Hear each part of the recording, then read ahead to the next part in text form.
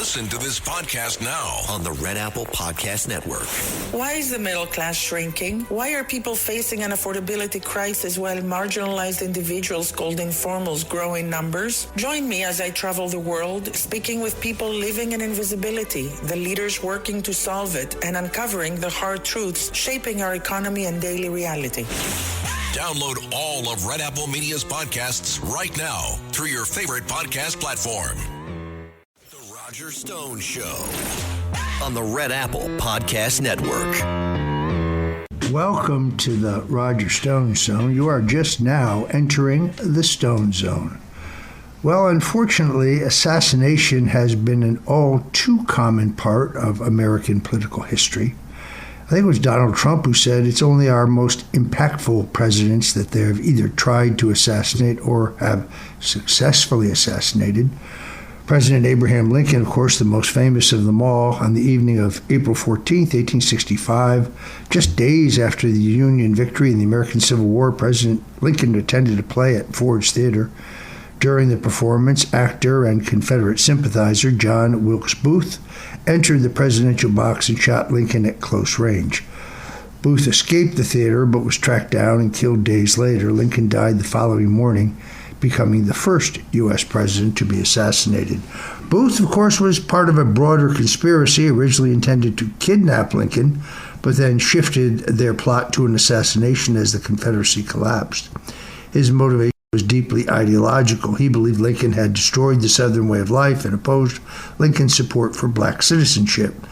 The killing plunged the nation into mourning and altered the course of Reconstruction. Then, of course, there was James A. Garfield. President Garfield had been a congressman.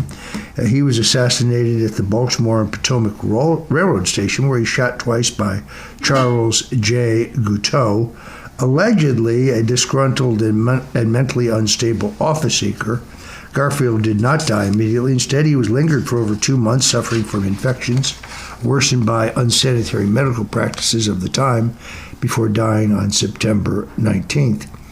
William McKinley was shot in Buffalo, New York on September 6, 1901, at the Pan American Exposition in Buffalo, New York, inside the Temple of Music. His attacker, again an alleged anarchist, Leo Kozlowski, concealed a pistol under a handkerchief and fired at close range. McKinley initially appeared to recover, but then died 8 days later due to gangrene caused by the wounds. This had an immediate political effect. The Republican bosses of New York State had taken Governor Theodore Roosevelt, who had been a real thorn in their side when it came to patronage and his opposition to political divvying up of the proceeds. It favored civil service. They put him on the ticket with McKinley to get rid of him. Mark Hanna, the Republican political boss, said, "Now we won't have to deal with that damn cowboy." He went on, of course, to be one of our very greatest presidents. John F. Kennedy, probably the most famous assassination in our lifetime.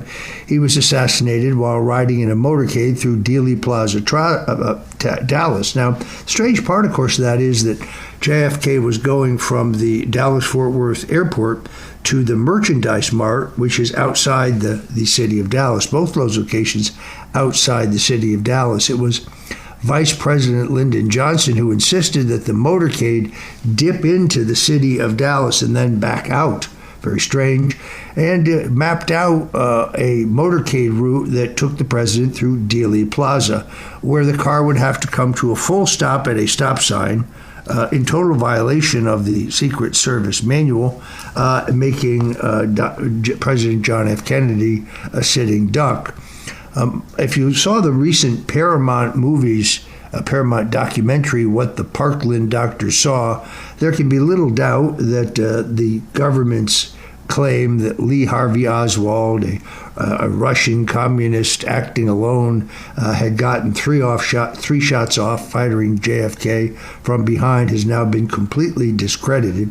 The doctors who attended Parkland, all of whom now say, over 50 years after the event, that they were threatened by the FBI and the Secret Service, that they were never to reveal that they saw wounds in Jack Kennedy consistent with his being shot from the front and the back. A little more about that later, but the official investigation concluded that Oswald acted alone, although the motive remains debated. No, in actuality, there's a lot of evidence that Oswald didn't act at all. For example, he had no powder burns, no nitrate burns on his face or his arms or his chest.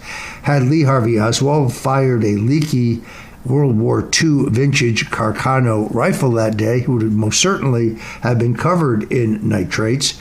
Then there is the question of the sixth floor of the Texas School Book Depository building, because 2 minutes after JFK was shot, Lee Harvey Oswald was seen in the second-story cafeteria of the Texas School Book Depository building, casually munching on an apple and drinking a Coca-Cola.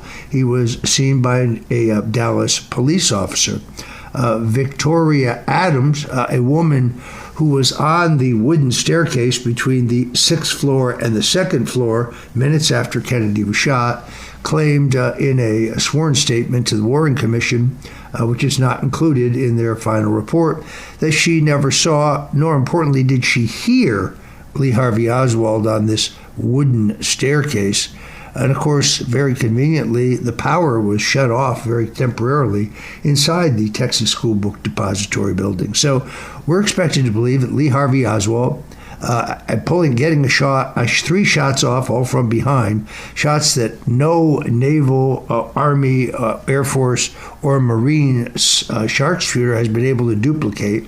Even Jesse Ventura went there and tried to duplicate the shots within the time sequence required, because you see, a Dallas police officer inadvertently left his motorcycle radio on, and therefore we know the exact time sequences of the shots, but no one's ever been able to duplicate those alleged shots. No, I think there's more than enough evidence that JFK was shot from the front and the back, and that means there was a conspiracy. Oswald had defected to the Soviet Union and expressed Marxist views, suggesting ideological influences. Well, then the question, of course, is why was he able to come back into the country, renounce his Russian citizenship, and return to America, other than the fact that he was a U.S. intelligence asset? My good friend, Congresswoman Anna Paulina Luna of Florida, has led the House subcommittee looking into the Kennedy assassination and has forced the CIA to admit that their knowledge of Oswald took place far earlier than they thought, or they have claimed, and that he had a CIA handler. Now, when President Trump issued the order to release all of the documents pertaining to John F. Kennedy's assassination, he specifically said all of the documents in the possession of the National Archive. The problem is that there are a number of documents that are continued to be maintained by the Central Intelligence Agency, the FBI, Army Intelligence, the IRS, and other government agencies, technically not covered by the president's executive order. Congresswoman Luna has been very aggressive in subpoenaing that material. No one in this century has done more to uncover the truth about Jack Kennedy's murder than Congresswoman Anna Paulina Luna. We owe her a debt of gratitude. But then there are those presidents where there was an attempt to assassinate them. This is lesser known. Andrew Jackson, for example, survived the first known assassination attempt on a sitting president when Richard Lawrence confronted him at the U.S. Capitol and fired 2 pistols, both of which misfired. Jackson reportedly then attacked Lawrence with a cane and beat him senseless before the assailant was subdued. This is, of course, the president that Donald Trump says he admires the most. Lawrence was found to be mentally unstable, believing himself to be a British monarch, and convinced that Jackson had deprived him of wealth. Theodore Roosevelt, a New Yorker, while campaigning for a third term in 1912 as the Bull Moose Party candidate, was shot in Milwaukee by a man named John Schrank. The bullet passed through Roosevelt's glasses case. Meyerowitz was his optician. They're still in business in New York City. They also passed through a thick speech manuscript that was in his breast pocket, slowing the bullet's impact and probably preventing a fatal injury.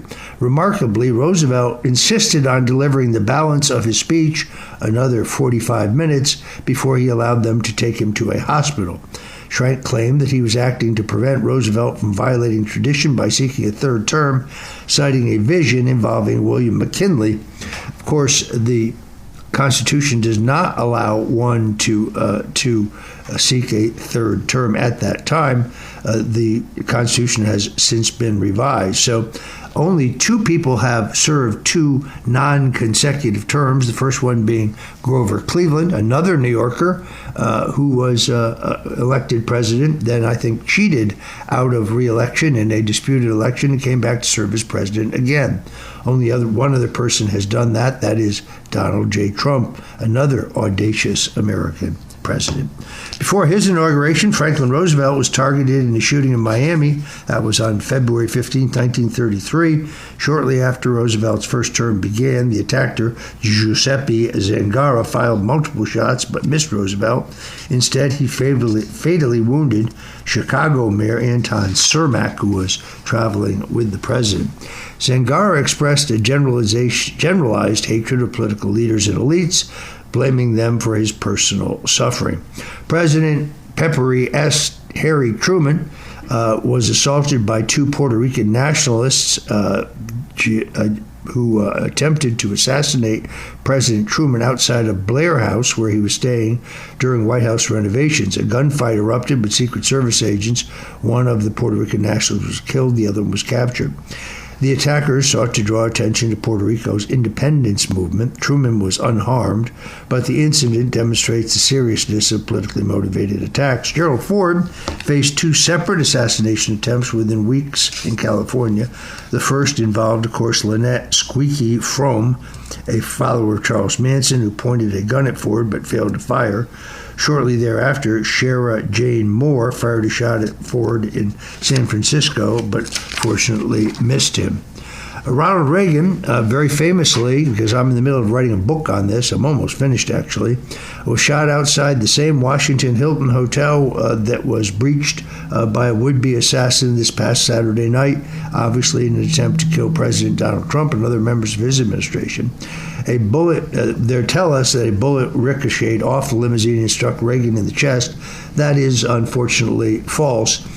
John Hinckley Jr., the man who was arrested for the attempted assassination of Reagan, was always crouching in front of Reagan, shooting for an upward trajectory. We know one of his bullets hit James Brady, a good friend of mine who was Reagan's press secretary.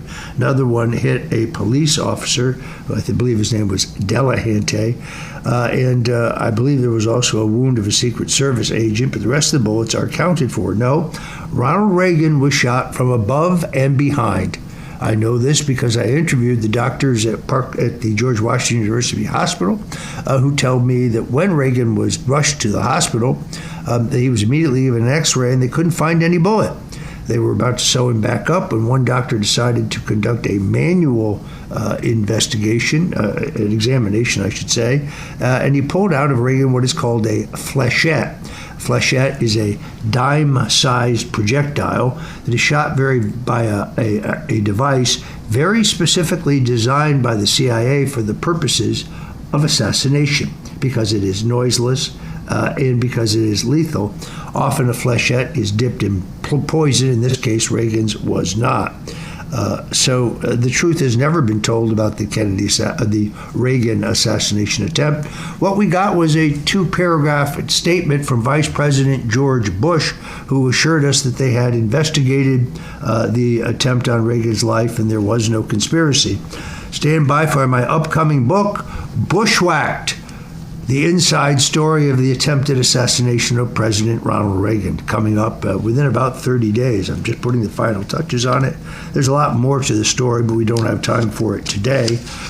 But it is absolutely clear, if you go through all of these, that there's only one man that they have tried to assassinate, not once, not twice, but 3 times. That is President Donald Trump. The answers we're getting from the Secret Service in all 3 of these attempts are inadequate. I'm sorry if I don't believe that there's more to the story. We're going to get at that story right here today on the Stone Zone. So whatever you do, don't go away. We'll be right back. The Roger Stone Show on the Red Apple Podcast Network.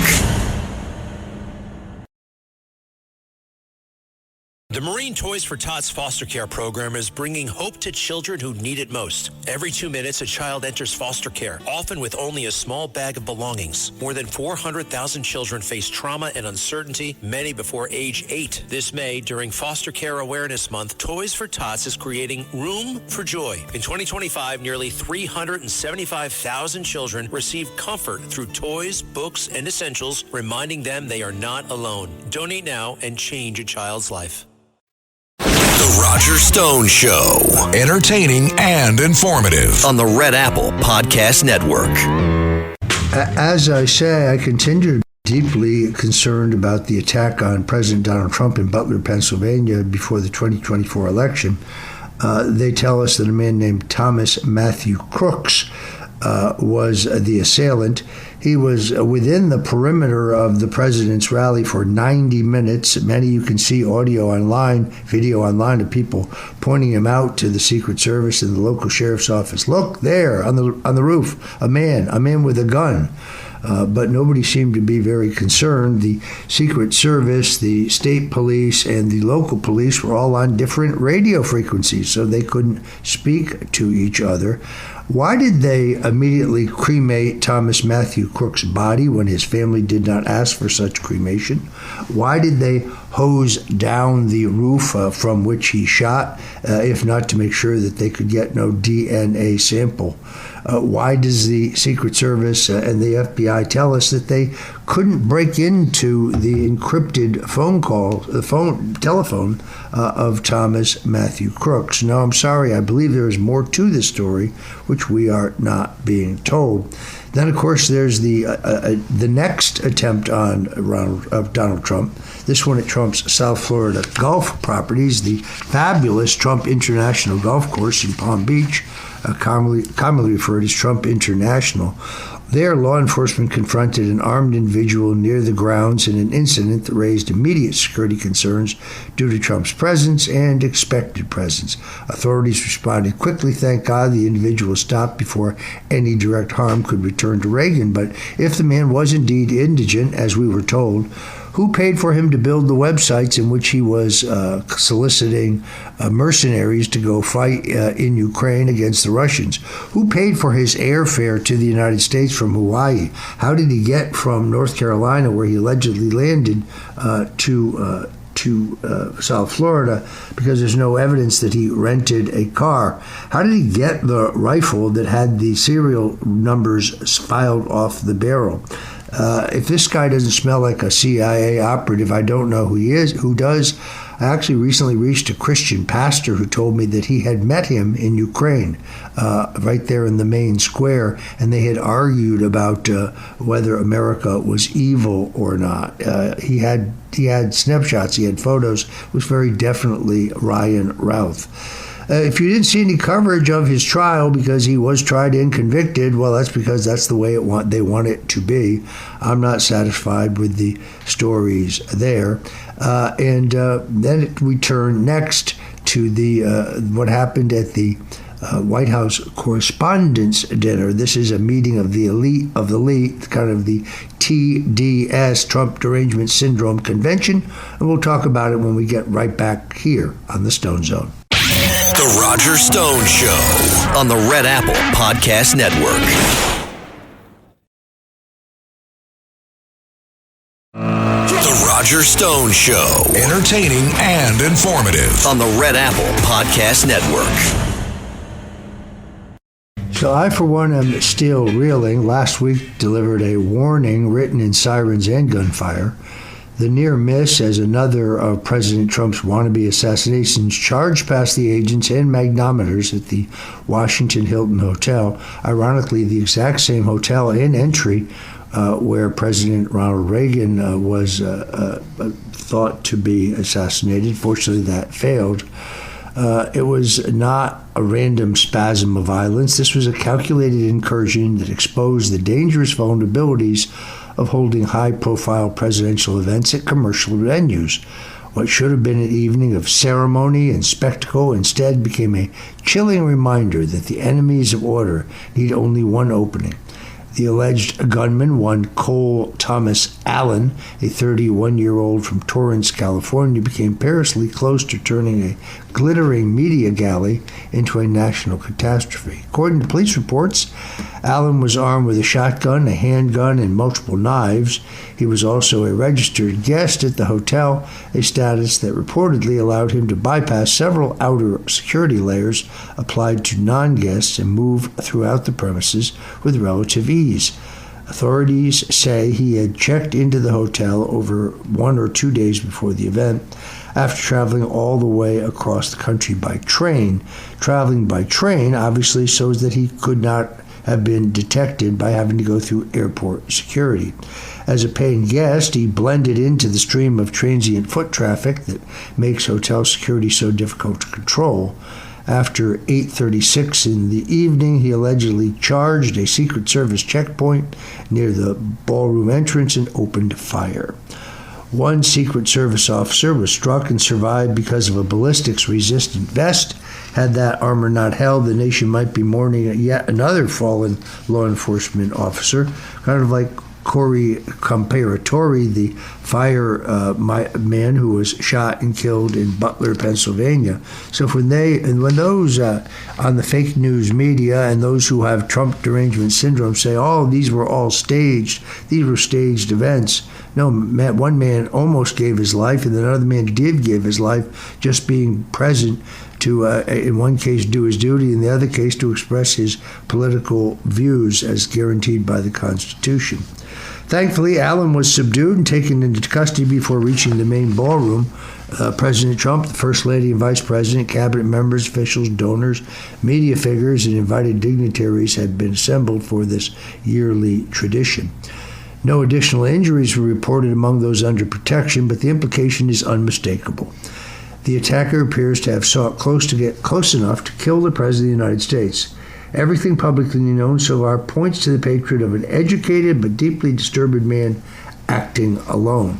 Reports indicate that he earned a bachelor's degree in medical engineering from the California Institute of Technology in 2017, and later completed a master's degree in computer science from California State University in Dominguez Hills in 2025.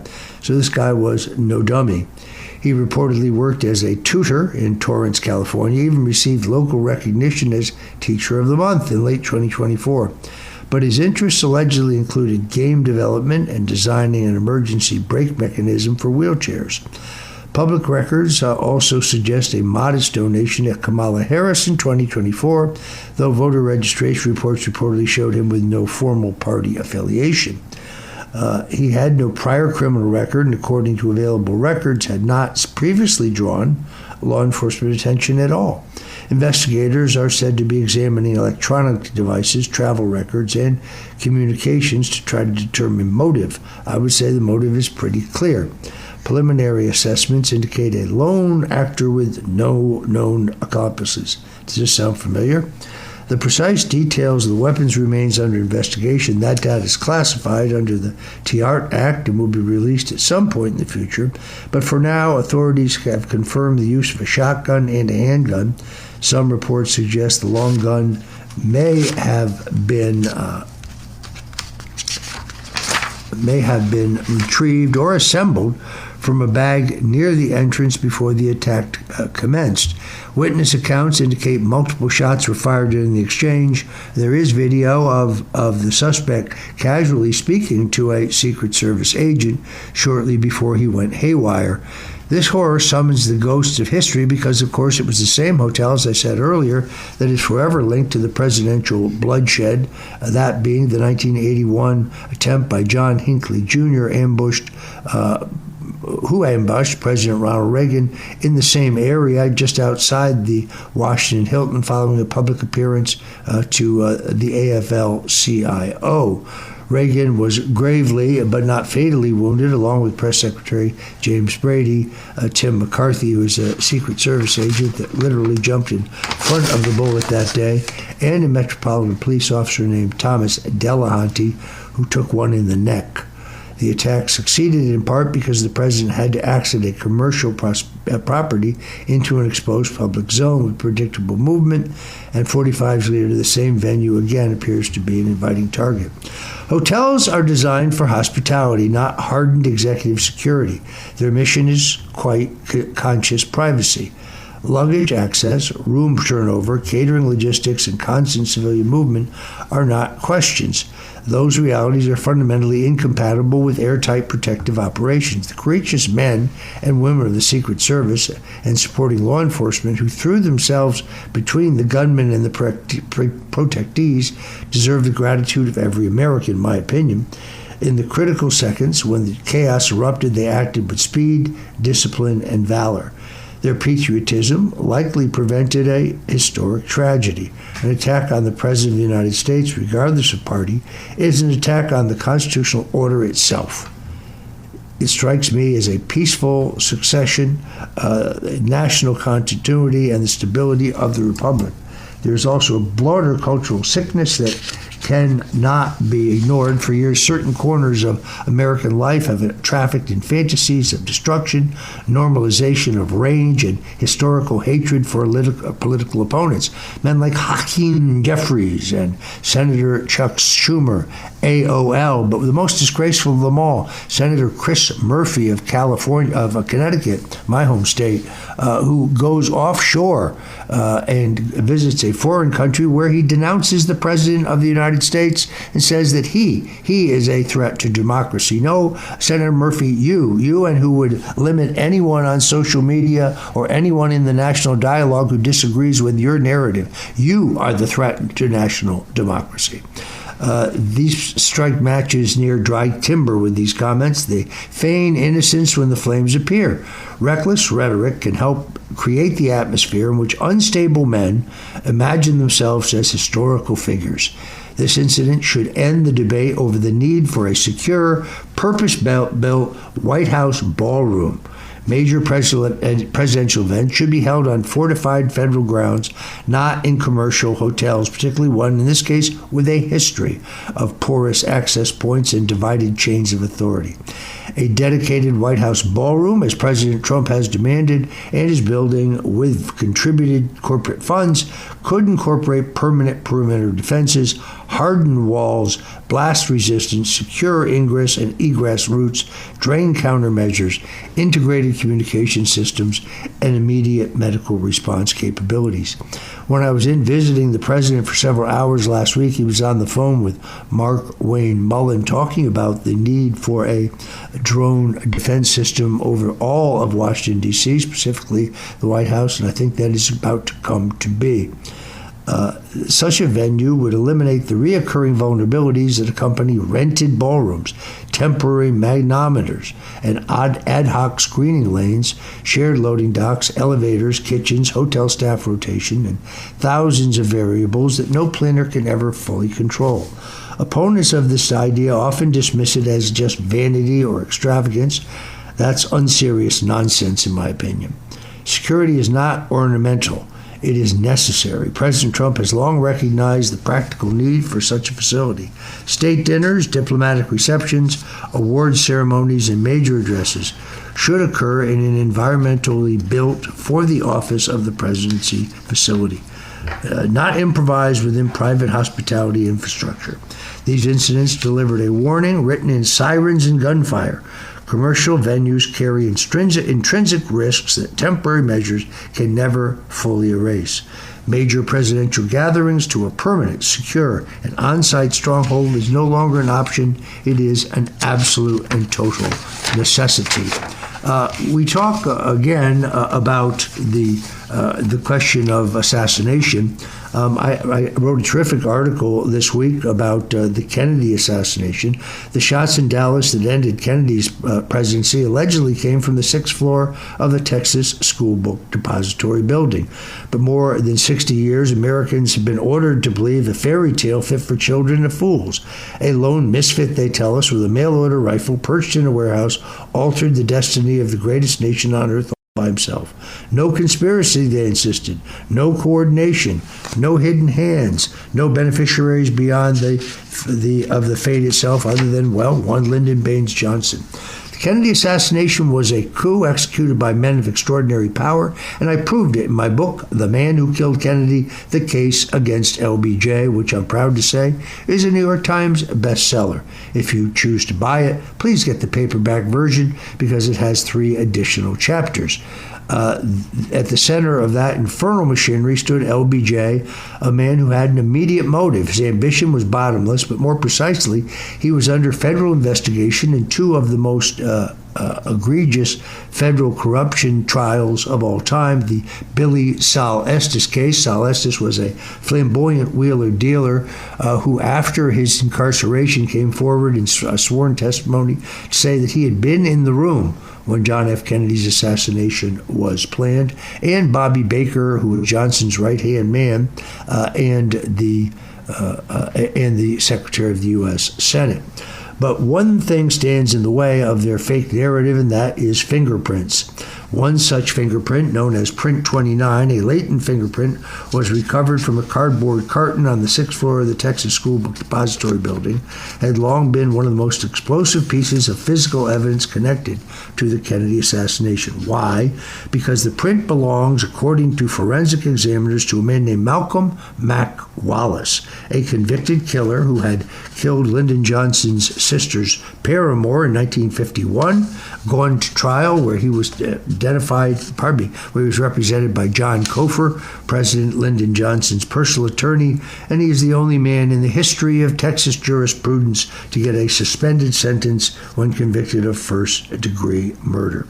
That fingerprint, attributed to a man widely known in Texas political circles as Johnson's Hatchet Man, was found in the sniper's area on the day President Kennedy was murdered. If that fact does not command national attention, well, then nothing does. Malcolm Mac Wallace was no choir boy, no misunderstood clerk, no accidental passerby. As I say, he was convicted in 1951 for the murder of John Douglas Kinzer, who he shot in a dispute tied to a romantic entanglement with Lyndon Baines Johnson's, shall we say, bohemian sister. Wallace was also ID'd by a Secret Service agent asking for directions to the home of Henry Marshall the night before the Agriculture Department official who was investigating LBJ's role in the Billy Sol Estes scandal was found dead of a bullet wound in the head in 1961. Multiple bullet wounds in the head. How do you shoot yourself in the head with a rifle? That one has always baffled me. In 1951, Wallace repeatedly surfaced in the shadowlands of Texas power politics. Numerous researchers have concluded that Wallace functioned as a trusted Johnson operative for dirty work, too sensitive for respectable company. And then somehow, his alleged fingerprint appears on the Texas School Book Depository cardboard boxes in the Crow's Nest. Coincidence is the last refuge of the incurious. No less than Nathan Darby, a certified latent fingerprint examiner of substantial national reputation, conducted a comparison of Print 29 against Wallace's known fingerprint records held by the Texas Rangers because of that 1951 murder. Those records existed precisely because Wallace had been prosecuted in the Kinzer murder case that I mentioned earlier. On March 9, 1988, Nathan Darby executed an affidavit stating that Print 29 matched that of Malcolm Wallace. Darby initially identified 14 matching points between the latent print and Wallace's exemplar print. In a later analysis, he found 34 states of similarity. In many jurisdictions, only 8 to 12 points are considered sufficient for identification in a federal court. Also, a man named Lloyd Miller claimed that he had been recruited as the backup shooter by Malcolm Wallace, and he describes the scene perfectly, actually identifying a flat saw that was to the right of the window from which Kennedy was allegedly shot. If Lloyd Miller, who was a Native American recruited by Wallace as a backup shooter, had not been there, how did he know about the flat saw? No, this is perhaps the greatest single proof that a hitman for Lyndon Baines Johnson is responsible for the murder of JFK. This is Roger Stone. You're listening to the Stone Zone. Go away. Don't go away. We'll be right back with more politics you've actually never heard before. The Roger Stone Show on the Red Apple Podcast Network. The Roger Stone Show on the Red Apple Podcast Network. Welcome back to the Stone Zone here on the Roger Stone Show on the Red Apple Audio Networks. Well, FBI Director James Comey now stands in precisely the cold spotlight of the accused, the indicted, and the hopefully soon-to-be convicted former FBI director. The man who spent years cultivating the image of a granite-hewn moral avatar has been indicted for a second time by a federal grand jury, but this will not be the last. He was previously indicted in the Eastern District of Virginia, very specifically because he denied 154 times under oath before Congress that he had ever given documents, sealed or confidential, to any third party and urged them to leak them to the media, specifically the New York Times. Yet prosecutors had an FBI email from the FBI director, I should say, in which he directed a man named Dan Richmond, a law school professor and friend of his who had also represented Comey as his personal attorney, specifically directing him to leak those documents to the New York Times for the purpose of trying to engender a special counsel investigation of Robert Mueller. So in other words, he was busted. It was a stone-cold case, but rather than go to trial, 3 federal judges violated the code of ethics and their duty, their sworn responsibility, by dismissing the appointment of the U.S. Attorney Lindsay Halligan, who had been appointed by President Donald Trump to prosecute this case. You see, Lindsay Halligan, who's often denigrated in the media because she is very tall and very beautiful, is also very smart and very capable. She's an excellent lawyer. They call her an insurance lawyer, but she headed the real estate and mortgage practice for a major Florida law firm, which came in handy in her investigation and her indictment of Letitia James. So rather than dispose of the case, they disposed of the prosecutor. 3 judges argued incorrectly that she had been improperly appointed, but under the Federal Vacancies Act, her appointment was perfectly legal. Now, this is a political game because ultimately, on appeal, the courts will rule that she was legally appointed. But by that time, James Comey's statute of limitations on this specific crime of lying to Congress will have expired. Now, it's interesting to me that James Comey and I were indicted for the exact same crime, lying to Congress under oath. Yet, for some strange reason, James Comey was given 10 days to quietly turn himself in with no media presence. In my case, as I think most people know, 29 heavily armed FBI agents in full SWAT gear, wearing night goggles and brandishing fully automatic M4 assault weapons, literally surrounded my home. They arrived in 17 armored vehicles, a helicopter, and 2 amphibious units. I was later able to find out through a Freedom of Information Act request that this entire operation cost taxpayers $1 million. All they had to do, of course, was contact my attorney. In fact, they had talked to my attorney the day before. He had handed over 30 pages of text messages between me and Gadfly radio talk show host Randy Credico, which proved that Credico was the one who predicted that Julian Assange had dynamite information, his words, on Hillary Clinton, and he would release it in October. When I said that I had not learned that from Credico, I was charged with perjury, with lying under oath. We proved to them by emails that their entire case was bull, but they didn't really care. They could still have told me, since this was a first-time nonviolent white-collar process crime, that I could turn myself in, but they did not allow that. And therefore, we woke up to this circus in our front yard in which 29 FBI agents stormed our home. They brought a battering ram up to the front door as if I was going to seek to escape. My greatest fear was for my wife. My wife is very hard of hearing. So after they had arrested and handcuffed me and perp walked me out in the front yard, so where the CNN camera that just coincidentally happened to be present could get a good shot, then they perp walked my wife out of the house. I was just grateful that they did not shout a command at her that she didn't hear and that they might have shot her. By the way, she was accused of no crime whatsoever.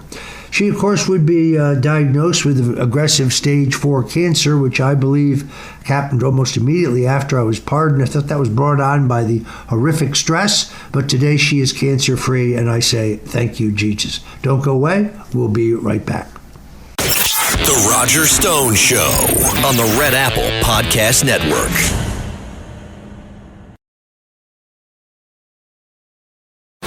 Roger Stone Show.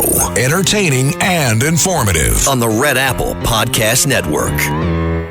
Welcome back to the Stone Zone right here on the Roger Stone Show, right here on the Red Apple Audio Networks. You know, as Republicans draw closer to the 2026 midterm elections, one thing is becoming abundantly clear. This fight to maintain control of the House of Representatives is going to be difficult and hard fought. I reject those who I call panicans who are ready to throw in the towel. The electorate's very volatile, and every rule in American politics regarding Donald Trump has been violated. We never had a businessman president. Every president has been a governor, a senator, a congressman, or a general. He is our first businessman. There's a rule out the window. One of the avenues Democrats are using is take advantage of the narrow Republican lead in the House, which currently stands in single digits, is targeting districts on the bubble. Republicans currently lead in the House just 2017 to 2012. Of the many districts being targeted by the Democrats, one stands out. Florida's 7th congressional district, which is currently represented by embattled Republican Cory Mills. Florida, which has proven itself to be a reliable state for several election cycles recently, particularly under the leadership of President Trump, represents a tall task for Democrats. There's just one problem for Republicans, and that's Cory Mills. Here to talk about it is the editor-in-chief of Slingshot.news. That's Slingshot.news, one of the hottest alternative and conservative websites in the country. Their editor-in-chief and founder, Troy Smith, joins us now. Troy, welcome to the Stone Zone right here on the Roger Stone Show. Roger, as always, it's an honor to speak with you and an honor to be able to come on and talk about this explosive article that we've put out. I know you shared it on your social medias. A lot of people have shared it as well, talking about Cory Mills and his history of really deception and deceiving the people that he claims to represent. I'm glad to be here to talk about it. Well, let me say this: I'm no angel. I admit that. I had a pretty wild lifestyle when I lived in Washington D.C. decades ago. But today, I am redeemed in the blood of the cross. I'm walking the straight and narrow and trying to do God's will every single day. Cory Mills, on the other hand, it's not just that he's a libertine, but he seems to have this habit of beating women up. There are at least 2 incidents. In one, police were called because he assaulted a woman, but by the time the police arrived, he had pressured her so much, threatening to release revealing video of them, that she changed her story. But a second woman actually went to a judge in Florida and got a restraining order against him. Now, when Cory Mills called the President of the United States, he circumvented the normal political operation. The ever-capable James Blair, Deputy White House Chief of Staff, and Chief of Staff Susie Wiles. And when the President asked him very specifically whether there was a restraining order against him from a former girlfriend, indeed a former Miss USA, he said no, absolutely not. In other words, he lied. So for those who online keep saying, oh, but he's endorsed by Donald Trump, he's endorsed because he lied. And I wouldn't bet the ranch that he keeps that endorsement. Well, and Roger, the lie about his restraining order, and we covered this on Slingshot News in depth. The documentation surrounding the restraining order that was obtained against him is shocking, to say the least. This is a guy that threatened to release pictures of women that had sent images to him, illicit images over time. He threatened to release them. He threatened to beat up anybody that these women would dare to go out with in the future. Just unbelievable stuff. But what really cements the lie to President Trump, in my mind, is the many lies that he's told about his military service over many years here. And this is our breaking story on Slingshot News. In 2003, Cory Mills is serving as a medic in the U.S. Army. He's deployed to Iraq. And during his time, Roger, nothing spectacular happens. No one that served with him reports any incidents of Mills achieving or doing anything extraordinary. And he's eventually honorably discharged from service in 2003. Then suddenly, in 2021, Roger, Mills is retroactively granted a Bronze Star, an award reserved for those who show remarkable bravery in battle. And for many of those who have fought in front of Cory Mills, the prospect of this medic who achieved very little in the eyes of his peers in Iraq receiving such an award raised serious questions. And these questions were only, made more legitimate by retired Brigadier General Arnold Gordon Bray, who came out. This is the guy that was supposedly tasked with signing the order to give Cory Mills the Bronze Star. He told the Daytona News Journal that he did not sign a Bronze Star recommendation for Representative Cory Mills. He flat out says that he never pushed any paperwork for Mills to receive the Bronze Star. So we don't really even know how he obtained this Bronze Star. Some, including Nancy Mace, House Representative, claim that the signature on Mills's recommendation form looks forged, and there's speculation that he could have even filled it out himself. So that's just one of the many instances of Cory Mills' shady activity as far as the military is concerned, the shady record of lying about his combat experience. Then there is the question of his claims that he had rescued dozens of people from Afghanistan. I had terrific conversations with somebody I'll be bringing on the show next week, who claims that Mills was paid thousands of dollars to try to extract certain people from Afghanistan. And while he was happy to take the money, he basically contacted the person and told him to take a taxi cab. I swear to you. So I think that whole business aspect of that is going to be determined. Now, one of the obstacles to just expelling him, which the House can certainly do, just as they expelled Eric Swalwell, in many ways, I think Cory Mills is the Republican Eric Swalwell, other than much shorter. But if we're not going to be hypocrites, if we're going to expel Tony Gonzalez for his inappropriate activities, a Republican of Texas, who was sending lewd photos and trying to solicit underage members of his own staff, if we're going to expel the reprobate Eric Swalwell, who, as you know, was actually sleeping with a Chinese communist spy, I like to say that he penetrated her and she penetrated his congressional office with a number of employees, which is significant because, as you know, Swalwell was on the House Intelligence Committee, where he was entitled to have access to classified information about the country. The Department of the Inspector General under Joe Biden ruled that Eric Swalwell and his cohort, Adam Pencil-Neck Schiff, had both, in violation of law, leaked classified information to embarrass Donald Trump. My question for Acting Attorney General Todd Blanche, who I love this move against James Comey. I think it is the right thing, but it's time to bring a prosecution against Swalwell and James.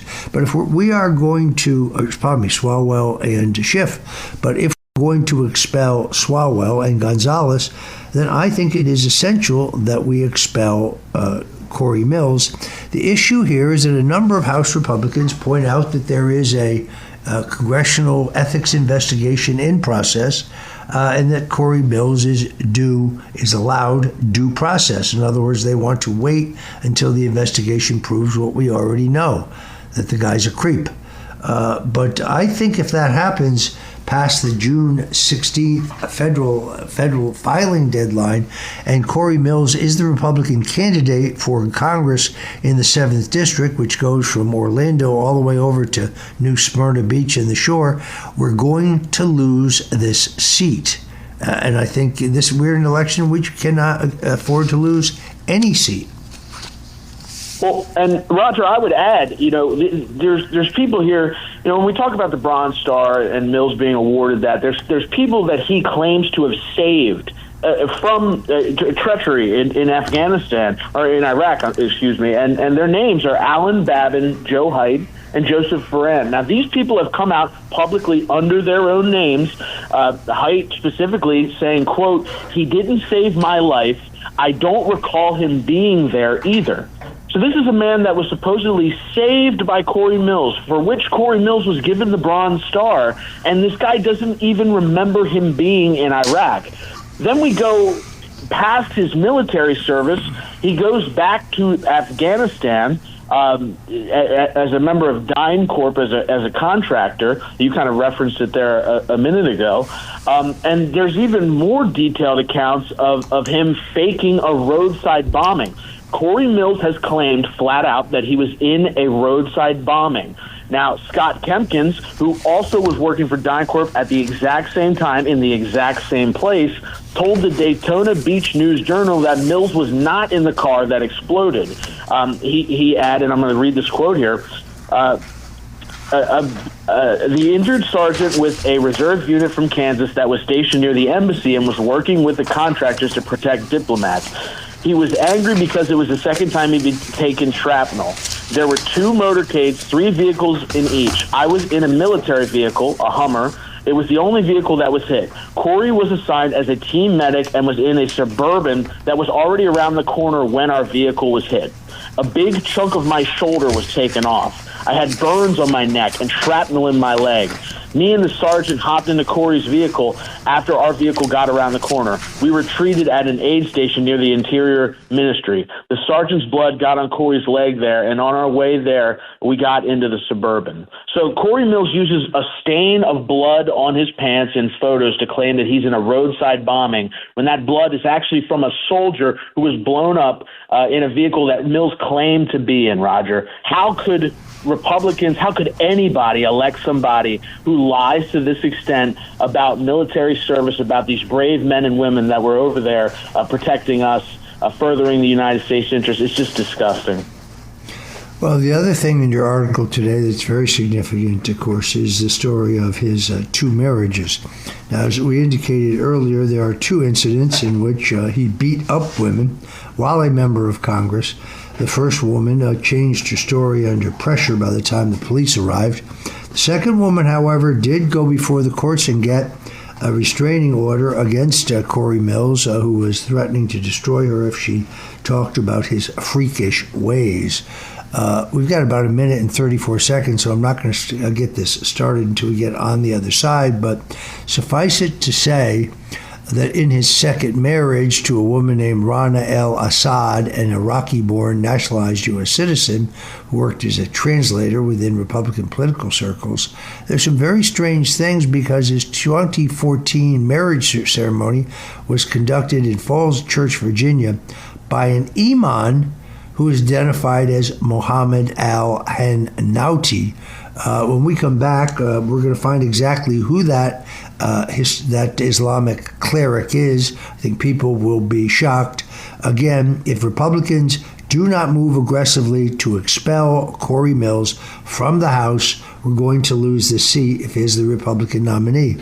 The good news is that I heard this morning that a local businessman who's had it, who's fed up with this, Curtis Leopoldi, has, from a construction family, a man who worked his way up from nothing but is able to fund most of his own campaign, is going to step forward and challenge Cory Mills. So far, he's bluffed everybody else out of the race. The filing deadline is not until June 12th. But it's why articles like this at slingshot.news are so very important. You see, you're not going to hear any of this on at NBC or CBS or ABC. In fact, the Democrats would like Cory Mills to be the nominee. Very recently, Cory Mills voted against stripping Ilhan Omar of her committee assignments. To me, that tells me there was some backroom deal to try to save him in an expulsion vote. When we come back with Troy Smith, editor and publisher of Slingshot.News, we're going to break it down for you further. The Roger Stone Show on the Red Apple Podcast Network. The Roger Stone Show. Entertaining and informative on the Red Apple Podcast Network. And you're back in the Stone Zone right here on the Roger Stone Show. We're talking to Troy Smith, editor and publisher of Slingshot.News. If you want to get ahead of the curve and what's really happening in America, subscribe immediately. It's absolutely free to Slingshot.News. It's one of the first things I check every morning. Some of the very best investigative journalism being done today. And I want to talk a little bit more about Cory Mills because I have a fear that if he is allowed to be the Republican nominee, if he is not expelled from the House, that we will lose this seat. Now, this is very different than the case of Congressman Adam Clayton Powell Jr. Adam Clayton Powell Jr., the legendary civil rights leader and congressman from Harlem, he was expelled from the House. He then subsequently ran in the Democrat primary and won that primary, daring the House to expel him a second time, which they did not do. He was later undermined by his protege, Charlie Rangel. That's another story.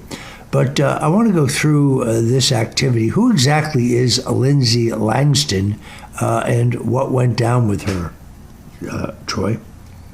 Lindsay Langston is the woman that successfully obtained a restraining order against Cory Mills, the same restraining order that Cory Mills lied to President Trump about in order to receive his endorsement. She's a former girlfriend of Mills who lived at his home and moved out after allegations surfaced that Mills had assaulted another woman called Sarah Rabiani. Now, Langston, Roger, she believed herself to be in an exclusive relationship with Mills, and that's why she departed his home after the public revelation about the accusations of assault by Sarah Rabiani. Her departure didn't sit well with Cory Mills, who you can only really describe as being completely out of control. Who according to these court documents that we've reviewed and published on Slingshot News, he became obsessed with Langston, threatening her physically and emotionally. Langston claimed in the documents that she used to obtain the restraining order that he threatened her with physical violence, attempted to blackmail her by threatening to release nude images and photos that he had taken of her throughout the relationship. Langston went as far as to describe herself as being in imminent danger from Mills, who allegedly threatened to harm anybody that she may have a romantic relationship with in the future.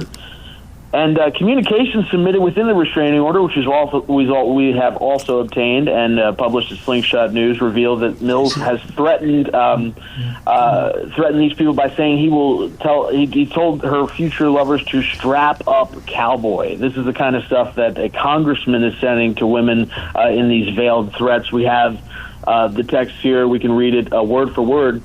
You want to date or be with someone else, be my guest, but they need to know well in advance that if we cross paths, I don't care this week, this month, or this decade, they better damn well know it's coming every time.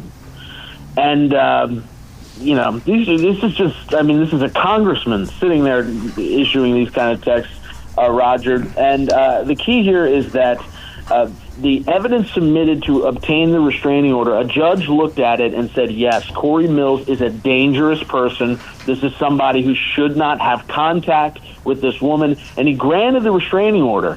I think people need to ask themselves, if this is the behavior of a congressman that's going to not only behave this way, but then go to the president and lie about it, how can he have a place in the Republican Party, especially when we face possibly turning the House over to the Democrats, endless impeachments, endless bills to try to stop President Trump's agenda to protect the American people. This is textbook psychopathy by Cory Mills, and it's all documented. The real question here is whose responsibility it is to read the handwriting on the wall here. I was privy to a conversation between President Trump and Speaker Mike Johnson, who I actually have a very hard regard for. Mike Johnson has an extraordinarily difficult job. The Republican caucus in the House, where he only has a 3-vote margin, is extremely diverse. There are those calcified Republican members who don't want to do anything whatsoever.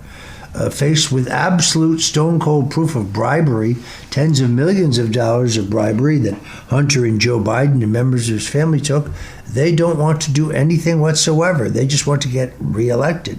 And then you have the firebrands like Tim Burchett and Anna Paulina Luna and others who didn't go to Washington to be somebody. They went to Washington to do something, which is to say, save this country. And of course, Mike Johnson has to get 51 votes for everything he does. Anyway, we'll be right back to talk about all of this. Don't go away. You're listening to the Stone Zone, and we got more hot politics for you.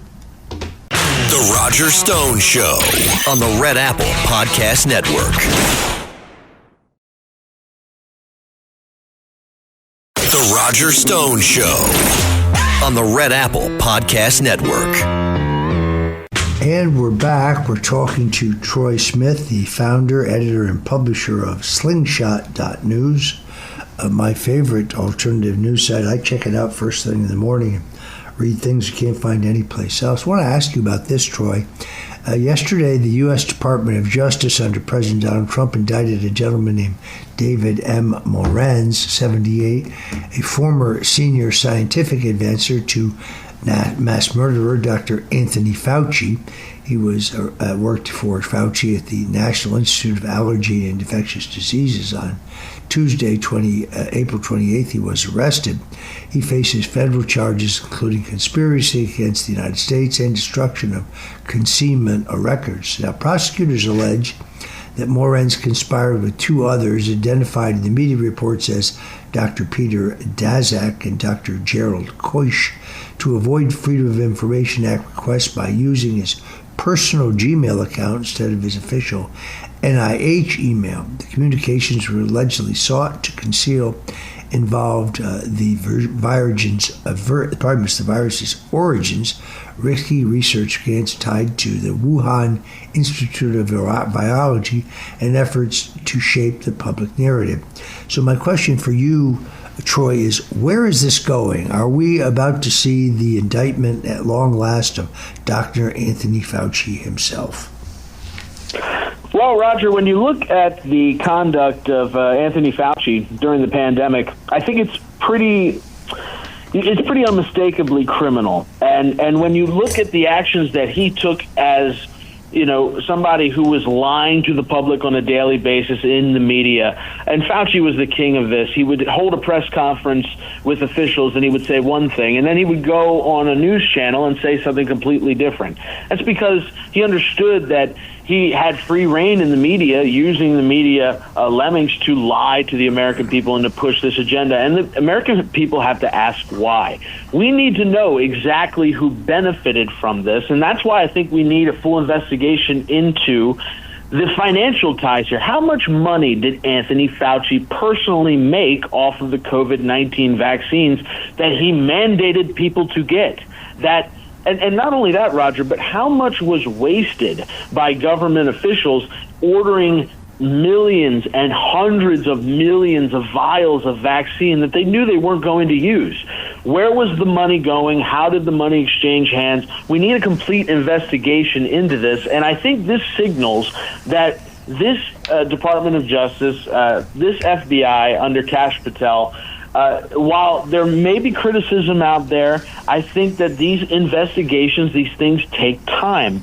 And as we see more indictments come, James Comey, I think everybody looked at that and said, here's a leaker, here's a guy who has admitted to committing federal crimes while serving in one of the most powerful positions in Washington, D.C., maybe even the world, and he's gone unaccountable. He called for President Trump to be killed on his Instagram account, and for that, he's been indicted, thank God. And for this individuals' crimes as far as concealing federal records, how many people died because of Anthony Fauci? How many people died because of David Morenz? And how long can we as the American people allow these people to rule over us without accountability? I think Kash Patel and the DOJ is starting to act and move in the right direction. And I think a lot of people in the Trump MAGA movement are going to look at that and say accountability at last. I hope it only continues. I think you're true. I mean, at a minimum, there is clearly an indictment for lying under oath to Congress. We've all seen that sharp exchange between Senator Rand Paul, who is himself a physician, an ophthalmologist, and Anthony Fauci, where Fauci flatly denies that there is taxpayer funding of the gain of function efforts at the Wuhan line. That is a contemptible, easily prosecutable lie. It's a material lie. I made mistakes in my testimony to Congress, but they weren't material in that they hid no underlying crime. They could never establish a motive for my lying.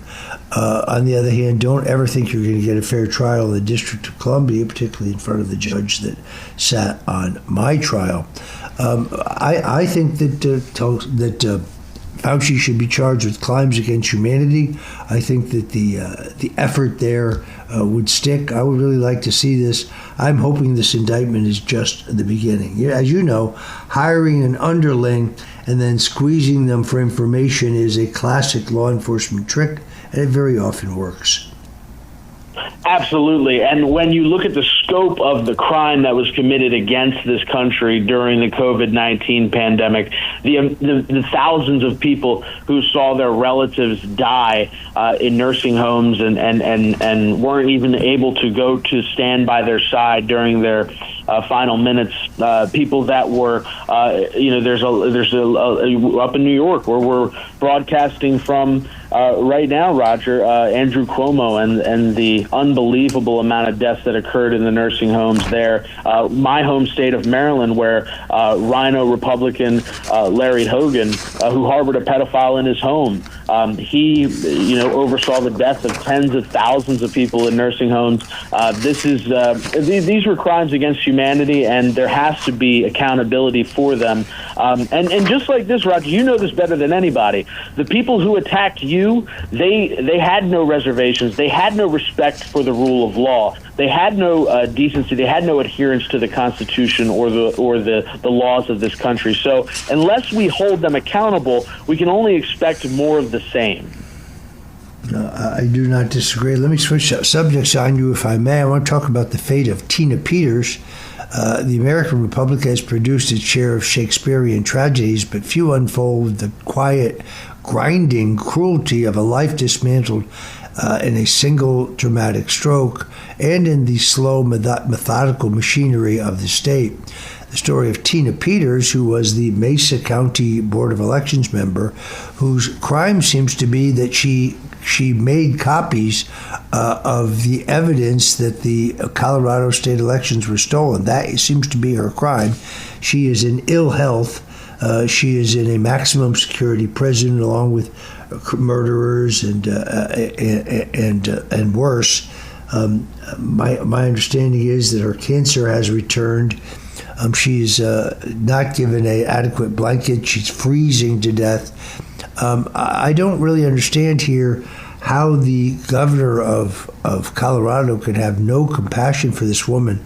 And what I really don't understand is why Attorney General Todd Blanche does not just declare her as a witness in an ongoing federal investigation, which is being conducted by Tulsi Gabbard, and go in and get her. Send in a platoon of federal marshals or whatever it takes and remove her. I really don't think that the Colorado State Police want to have a firefight with federal officials. Perfectly legal for them to remove her from prison, where I'm afraid she's going to die. It just boggles my mind. The president has symbolically pardoned Tina Peters, but he can't pardon somebody for a state crime. It's not legal, and it has not won her release. Your take on this entire situation? Well, Roger, I'm sure you remember where you were when President Trump was brought down to Georgia, and they put his mugshot out for all the world to see. And that, to me, represented a pivotal moment for this country. It represented a moment in which the American people are going to have to face this giant of corruption in the justice system. What the justice system was telling us when they so horribly charged President Trump of all these horrible fake crimes. When they did this, Roger, they were telling us, the American people, that they don't care about justice.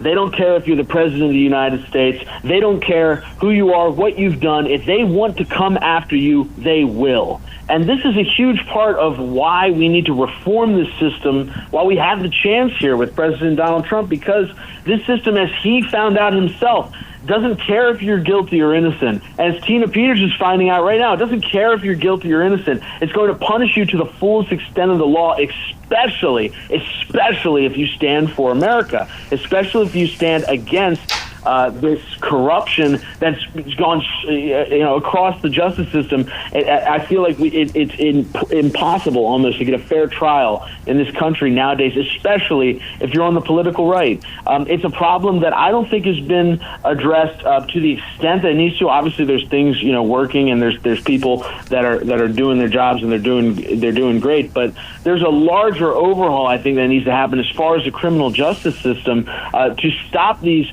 rogue prosecutors, to stop these people that take the law into their own hands and pervert justice in attacking those who stand for our country. You can look at Tina Peters, President Donald Trump, you yourself, Roger, so many people within the MAGA movement that have been persecuted and destroyed and financially raked over the coals. For what? Because they stood for the country. And until we fix that, until we have a country where Tina Peters isn't punished for standing up for a nation, then we don't really have justice, and it's something we have to work towards.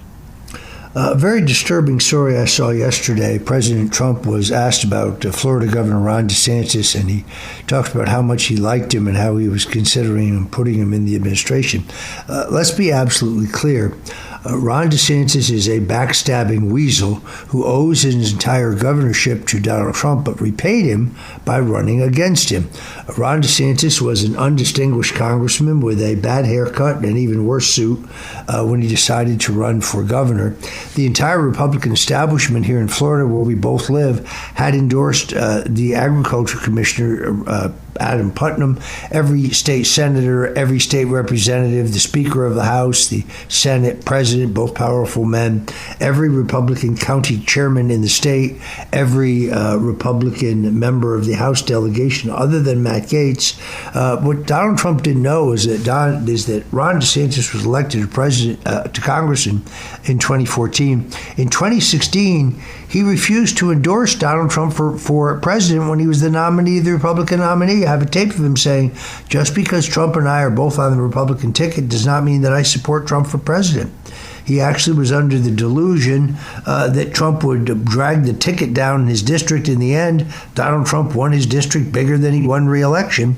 But what's more troubling to me is not just the treachery of running against Donald Trump, but Ron DeSantis was informed by the FBI regarding the Mar-a-Lago raid in advance, but he did not warn Donald Trump, nor did he have his lawyers warn Trump's lawyers. That is a man who is a snake in the grass. The polls in the beginning were DeSantis 8, Putnam 53, with Trump's endorsement, which was really arranged by Congressman Matt Gaetz. DeSantis' campaign took off like a rocket, and his coffers went from being empty to being full. But he is such a horrific candidate. He is, I think, on the spectrum.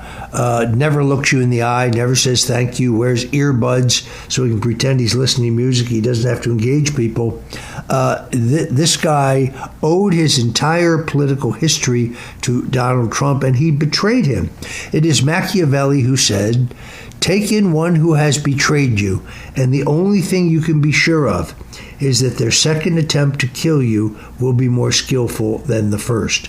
I pray that he does not make this mistake. By the way, Ron and Casey DeSantis most recently got caught taking $10 million in Medicare funds that were earmarked for the poor, the elderly, and the handicapped, and diverting that money to a dark money political fund that they could use against the statewide referendum in which voters overwhelmingly voted to legalize marijuana. That is a federal crime. Troy, let me ask you a question. If you rob a bank and you get caught and you return the money that you robbed, do they still prosecute you for robbing the bank? Because that's exactly what happened here. Ron and Casey DeSantis and their Attorney General, James Uthmeier, got caught stealing $10 million.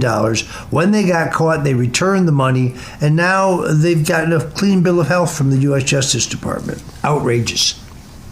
Absolutely, Roger. And when we take a deeper look into that deal, which was a $67 million overall settlement with Centene, a Medicaid provider, down here in Florida, $57 million of the settlement went back to the taxpayers. So they literally just skimmed $10 million off the top, and they pushed it towards Casey DeSantis' nonprofit. Now, the fact that they returned the money, I think, as well as you, has no bearing on the legality of this.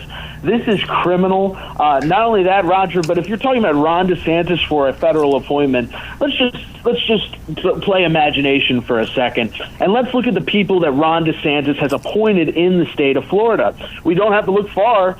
We can look at Broward County Sheriff Gregory Toney, who was actually appointed after he killed somebody. This is somebody who shot and killed a man who's been convicted of drug crimes and all kinds of different things. He's appointed by Ron DeSantis. So if Ron DeSantis was somehow able to obtain a federal position, you can only imagine the criminals that he would appoint, the corruption that he would allow. It's a laughable statement. I think anybody that examines his record honestly in Florida can say that this is an establishment Republican who has hated President Donald Trump since the very beginning.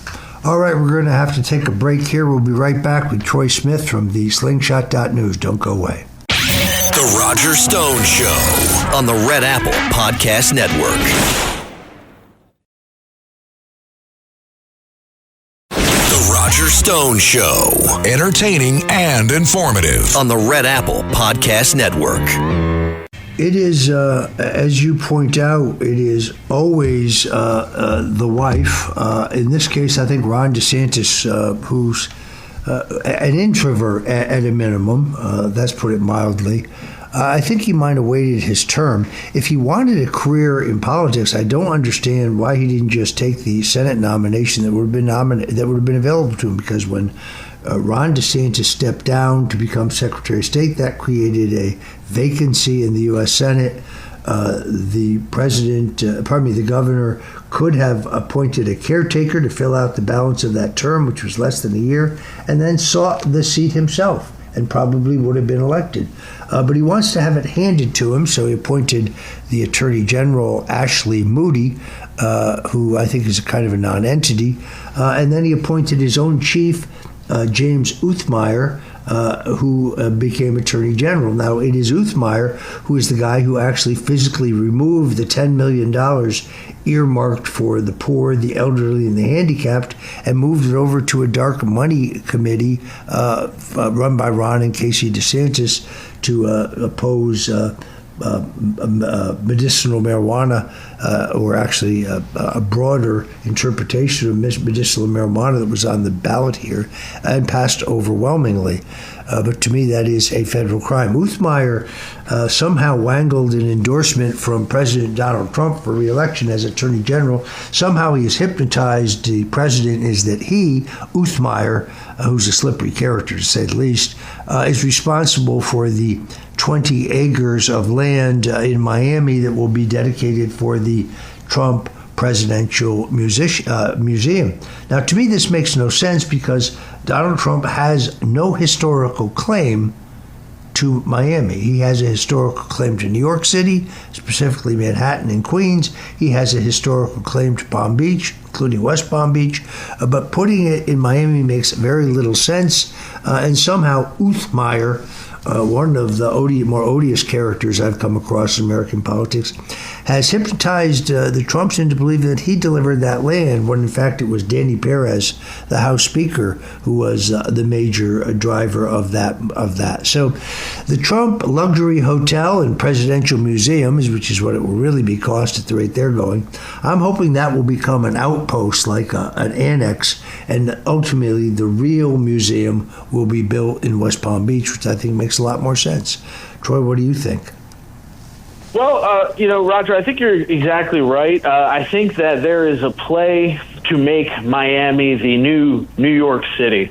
They want to make Miami the hub on the East Coast, the people down here, and it wouldn't shock me to find that these people were pushing this in Florida for nefarious reasons. I think that you're exactly right. I mean, when you look at where President Trump has his ties, New York City would obviously be, I think, optimal, especially considering that, it would serve almost as a beacon to the people of New York City that even if you face tremendous odds, even if you are attacked and maligned the way that President Trump has been throughout his political career, that if you stand for the people that you claim to stand for, you stand for the ideals you claim to stand for, and you continue to fight for the cause that you believe in, that you can ultimately triumph. I think there's nothing more American than that. And we shouldn't look at this as a political thing. I think that President Trump's legacy will be much greater than politics. I think that, especially what he's doing now, changing the way that the world is structured and changing the way that economies work and changing the way that America has been losing for so many years. We're turning it around. We're winning again. And that is really his legacy. It's not going to be about politics. So I don't want to see this become about politics. I want it to be about legacy. To me, New York City, that would be the ultimate, but we might be dreaming there, Roger. I don't know. All right, I'm afraid we have to leave it there. I want to thank our guest, Troy Smith of Slingshot.news, and thank you for joining us today on The Roger Stone Show right here in the Stone Zone. Until next time, God bless you and Godspeed. Thanks for listening to The Roger Stone Show. You can hear The Roger Stone Show Sunday afternoons at 3.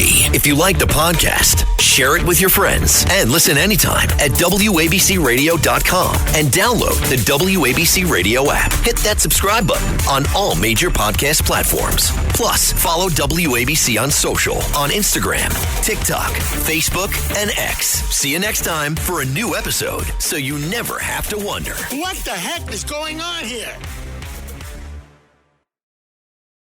Roger Stone here. Every day you wait, your money loses value, but gold and silver don't follow those same rules. American Sovereign Bullion gives you access to a nationwide wholesaler network, helping you secure aggressive pricing on real physical metals. Call 844-272-2428 now to get your free gold and silver guide to learn how to protect your wealth with physical gold and silver, delivered right to your door or with a gold IRA. Visit asbgold.com. That's asbgold.com for your free gold and silver guide today.